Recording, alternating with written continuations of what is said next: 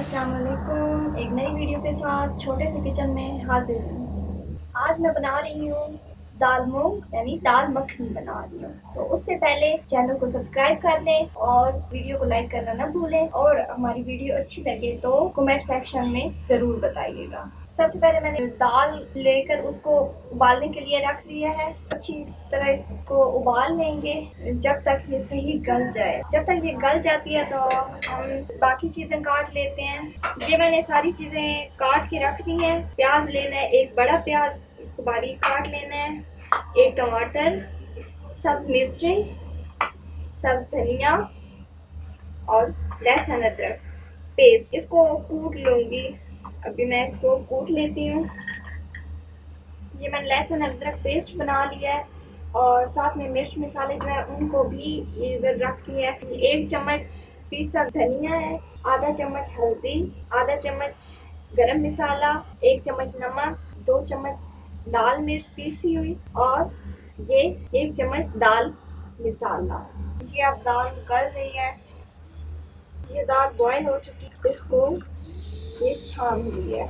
अब जो इसका पानी निकला है, अक्सर लोग इसे ज़ाया कर देते हैं, लेकिन ये मैं ज़ाया नहीं करूँगी क्योंकि ये पानी ही इसमें लगाएंगे और इसका अपना ही टेस्ट होता है।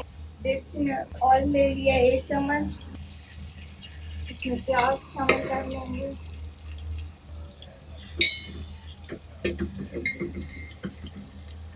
चैनल को सब्सक्राइब कर दें और वीडियो को लाइक करना ना भूलें।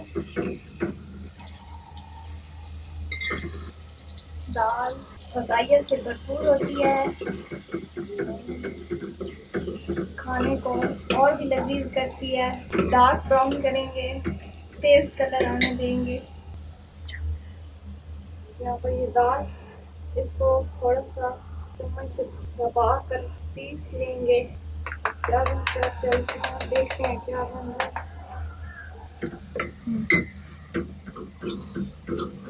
अब इनमें हम टमाटर शामिल कर देंगे, सब मिर्चें शामिल करूँगी, थोड़ा सा लहसुन अदरक पेस्ट शामिल करूँगी,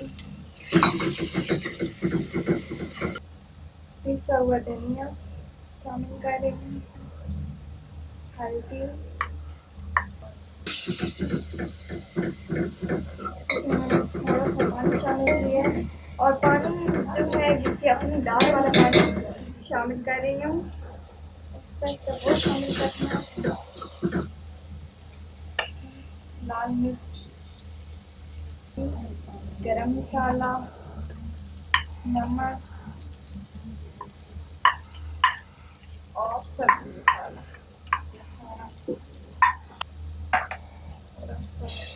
हम और शामिल करेंगे।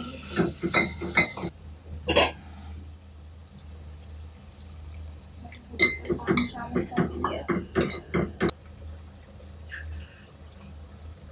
अभी मैं इसमें भी दाल शामिल कर दूँगी।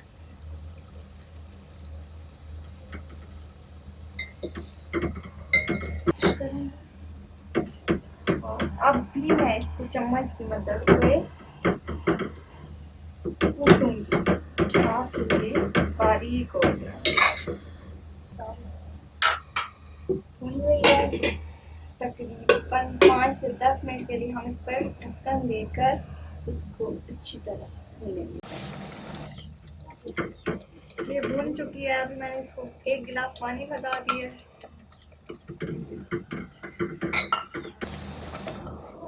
साथ मैंने मक्खन डाल दिया इसमें, ये इसमें रख के और इसको ढक देना है।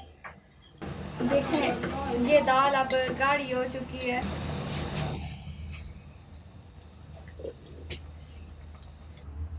ये दाल पक गई है। मैं इसके ऊपर गार्निशिंग कर लूँगी।